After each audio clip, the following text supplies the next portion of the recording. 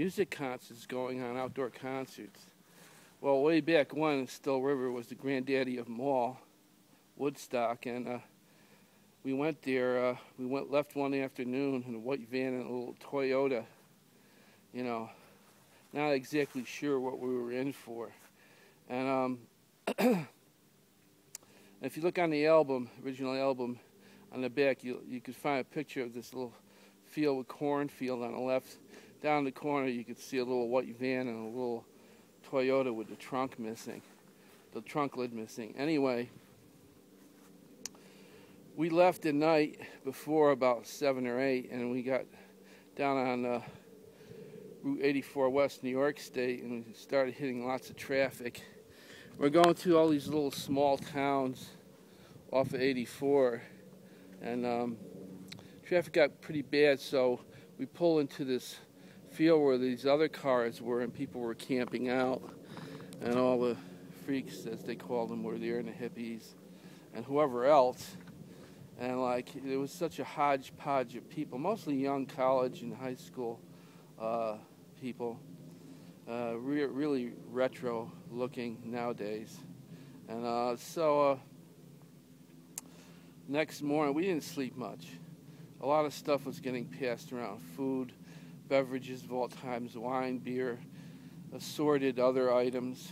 And by the morning we left, and it was very slow going, very slow traffic, at most 25 miles an hour. And by about 12 o'clock we get to this big field, and it looked like a refugee camp. It looked like the world ended, it was going to end soon, or a Holocaust happened, or going to happen, and hordes of refugees are just milling down the road in backpacks and tents and you name it, and some stuff you couldn't name. And we pulled down this road, found out it was free to get in because the gates were crashed. We got down to a cornfield, and a field on the right, parked at the field, and we went up the hill, you know, the big hill on Woodstock, looking down on the big scaffolding and stage, which a lot of people were jumping off occasionally. And there was a big medical tent with a big Red Cross, white Red Cross up on the hill, and helicopters going in. It was massive. You had to walk past like 200 porta potties on the road up to the hill, which smelled like the horriblest smell you can't imagine. And we get to the top of the hill, and it's like 1 o'clock or so. And it all starts off. Richie Havens comes out in this dashiki, yellow, and a hat, and he starts playing, and everything starts moving, and everything starts really moving. And stuff is coming by, you know, food, beverages, and other things of all sorts. And so I got up and started walking down towards the left of the field.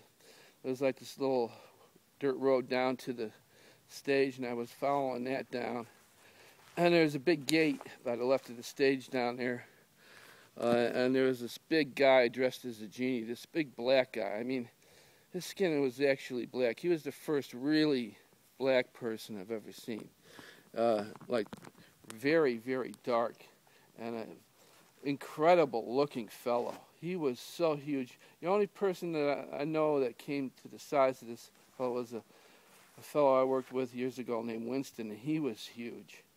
And this guy was dressed up as a genie. He had, I don't know if I was hallucinating or not, and he had a big pantaloon, you know, how a genie dresses.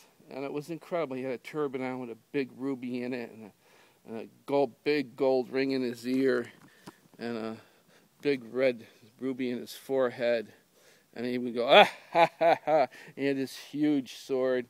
And these guys came down with all these big old Panavision cameras and lots of cable. I'm standing by the gate, and he's letting them in. And the guy says, and he's dragging a lot of cable. And the guy says, will you pick up this cable and bring it in here? So I said, yeah, sure. So I bring it in, and then he says, here, I'll lay it along the back here. And little did I know it was going to be the cameras for, you know, to do the movie at Woodstock. I guess Martin Scorsese was there somewhere. And I didn't know. So I put it down, and he said, thanks. And I said, sure, no problem. And I walked back out, you know. by then I was pretty much gone. I didn't know where I was, who I was, and what I was doing. And I walked back up the road, crowds and crowds of people. And I decided to go over by the medical tent because I finally deduced that I had too much and bought too much of all of the whatever that was going around. So I was standing there in the line to the bummer tent. And in front of me was a friend of mine from high school. He says, "Hey, Dave, what you doing?" I said, "Oh, that's my name." He says, "Yeah." I said, "Oh, I'm bummed out. I gotta chill out a while," or whatever it be said. Dig it, man. And he says, "Isn't this incredible?" I says, "I don't understand this at all.